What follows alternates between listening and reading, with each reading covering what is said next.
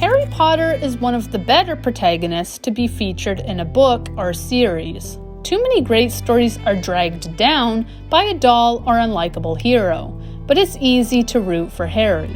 With his talents, kindness, flaws, and occasional sarcasm, Harry remains a fan favorite. It can be surprisingly rare for people to like the protagonist best when asked who their favorite character is, but fan art and fan fictions make it clear that Harry is up there.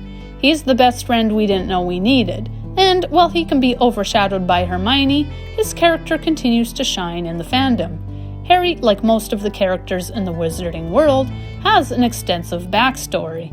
If you're wishing to learn more about his early childhood or ancestry, I discussed those sides of Harry's character in Part 1. In today's video, Part 2, we'll be exploring Harry's life after school. Before we continue, I'm Riley, and this is Otherworldly Fiction. On this channel, I ramble about fantasy books, characters, and lore. If you're a book nerd, or you just want to hear the history of characters like Voldemort or Malfoy, hit that subscribe button. And if you're already subscribed, we recommend this channel to one person you think would enjoy it. Following the Battle of Hogwarts, Harry retreated to Dumbledore's office. There he used the Elder Wand to fix his Holly Wand, though he didn't break it. Instead, unlike in the films, Harry returned the wand to Dumbledore's grave. He left the Resurrection Stone in the Forbidden Forest and kept only his cloak, making a point of not bringing the Deathly Hallows together. With Voldemort's defeat, Harry experienced a loss of the powers transferred to him. With the piece of Voldemort's soul removed, Harry could no longer speak Parseltongue. Following the war, Harry, whatever his relationship with Snape had been, wanted to honor his sacrifices. He made sure Snape was given his own portrait in the headmaster's office, where all deceased headmasters, including Dumbledore, are hung. Harry also continued to visit Hogwarts, where he assisted with Defense Against the Dark Arts classes. Along with Ron and Hermione, he was also commemorated with his own chocolate frog card. With peace restored, Harry was able to bury the hatchet with his childhood bullies. Dudley's experience with the Dementors when he was 15 had forced him to take a good look at himself, and by the time he was 17, he had admitted to Harry that he didn't think of him as a waste of space. Harry had to explain that, coming from Dudley, this was as good as saying, "I love you." Harry and Dudley maintained a relationship into adulthood. They could never be described as besties, and Harry's kids didn't enjoy their visits to their uncle, but the two were said to be on Christmas card terms. Harry also made up with Malfoy. They never became friends, but their own children, Albus Potter and Scorpius Malfoy, as fellow students in Slytherin, would form a friendship. While Harry had his own children, Lupin had also named him as godfather to his son, Teddy Lupin. Remus and Tonks were killed during the Battle of Hogwarts, leaving Harry to be to Teddy what Sirius had been to him. He had a close bond with Teddy, and given Teddy's frequent visits, Harry joked he was essentially living with the Potters. Teddy was in a relationship with Victoire, daughter of Bill and Fleur, which suggested Teddy might become connected to Harry's family through the Weasleys. Harry never finished his schooling at Hogwarts, but this didn't prevent him from landing a job as an Auror. After all, it was decided that anyone who could have held their own in the Battle of Hogwarts had proven themselves to possess the right skills. Harry was joined in this office by Ron, and he worked with Kingsley Shacklebolt, who was, by that time, the Minister for Magic. Once employed, Harry and Ron revolutionized the department.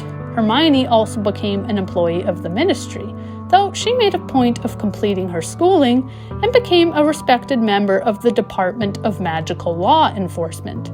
By 2007, Harry was the head of the Auror office, though he was only 26 or 27 years old. Though his marriage to Ginny doesn't have a concrete date, they were married with children by 2017. Together, Harry and Ginny had 3 children: James Sirius Potter, Albus Severus Potter, and Lily Luna Potter. Harry, along with his family, his godson, and former classmates, attended the Quidditch World Cup in 2014. He introduced Victor Crumb to his children. and chose to support Bulgaria during the match. Crumb had come out of retirement, and Ginny, being a Quidditch correspondent, was directly involved too. As with other members of the DA, including Neville and Luna, Harry continued to be subjected to the scrutiny of Rita Skeeter. She wrote a number of unflattering articles about the gang during their visit to the Quidditch World Cup, but if this wasn't enough, she even published a book with her take on Dumbledore's army. The book was titled Dumbledore's Army, The Dark Side of the D-Mob. Rita's comments during the Cup would result in her being cursed by Ginny after she insulted Harry in his wife's hearing. Furthermore, Rita Skeeter wrote a book on Harry himself, but most of it was invented. The title of this book is unknown. Harry also had a niece and nephew, Hugo and Rose, who were the children of Ron and Hermione. He met with his family at King's Cross as the Weasleys and the Potters were dropping their children off at school. There, Harry's son Albus expressed misgivings over being sorted into Slytherin, but Harry was quick to offer him comfort. He told Albus that he himself had asked not to be sorted into Slytherin, but that if he was placed in the house, he'd be in good company. His namesake Severus was a Slytherin, and by Harry's description, one of the bravest men Harry ever knew. Though Albus would have his struggles at school, Harry had his own challenges at work. An event known as the Calamity occurred, which threatened to expose the wizarding world to the Muggles. As such, the Ministry of Magic, working with the International Confederation of Wizards, created a new division. Known as the Statute of Secrecy Task Force, this emergency team was placed under the charge of Harry. Harry was welcoming to the Aurors working for him, but made it clear their abilities could make their jobs great or horrible. Harry shared his knowledge with others. He taught his co-workers the weakening hex, while aiding any Magizoologists by showing them how to perform the bravery charm. Harry's previous experience as DA leader came in handy, given he also led dueling practices and subsequently strengthened his forces. Albus, meanwhile, was sorted into Slytherin. Given he was Harry Potter's son, everyone was shocked. Lost in Harry's shadow and confused about who he was supposed to be, Albus grew cold towards his father. He befriended Malfoy's son, Scorpius, and together the two were outcasts. Scorpius, for his part, had his own stigma to carry as a result of his name. Unfortunately, Harry was not above his own prejudice. When his son, feeling like a disappointment next to Harry, continued to pull away from him, Harry assumed Scorpius was to blame. Still mistrustful of the Malfoys, Harry ordered Albus to drop contact with Scorpius, who was his only friend. Naturally, Albus refused. Their relationship only grew worse, with Albus burning his Hogsmeade permission slip to show his displeasure. By 2020, Harry was appointed as the head of the Department for Magical Law Enforcement, while Hermione assumed the mantle of Minister for Magic. Harry had to rescue his son Albus when the latter, together with Scorpius, chose to steal a time turner from Hermione's office. In doing so, they created alternate timelines, including ones in which Voldemort lived, which necessitated their need to correct them. To be clear, I am not defending the cursed child. Much of the plot didn't make sense. Amos Diggory, after more than a decade passed, decided to blame Harry, who had only been 14 at the time, for not doing more to save Cedric. He was egged on by his supposed niece, who, in reality, was the daughter of Voldemort. Going by the name Delphi, she was the child of Voldemort and Bellatrix, and she manipulated Amos and Albus into using the time turner. By trying to bring Cedric back, they turned him into a Death Eater.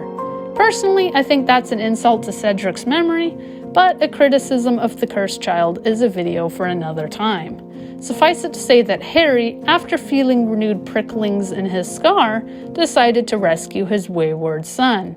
Time was restored, Delphi was defeated, and Harry's relationship with his son was fixed. In searching for his son, Harry repaired something of his animosity with Draco, learning that the Slytherin felt envy over him and the great friendships he had.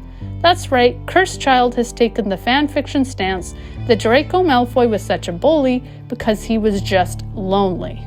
Cursed Child also saw Harry being kind of a jerk to McGonagall, going so far as to boss her around, but he apologized for being such an ass and patched things up. In order to correct the timeline, Harry had to travel back to Godric's Hollow. There, he prevented Delphi from her attempts to confront her father. Though she actually wanted to stop Voldemort from attacking Harry, that he might not himself be defeated, Harry was adamant they couldn't change time. After defeating Delphi in a duel, she was taken away. She had been clinging to the belief that she could save her father by teaching him what love was. She was certain that on seeing her, Voldemort would love her. Harry, however, with Albus in tow, chose to remain and witness Voldemort's attack on his parents.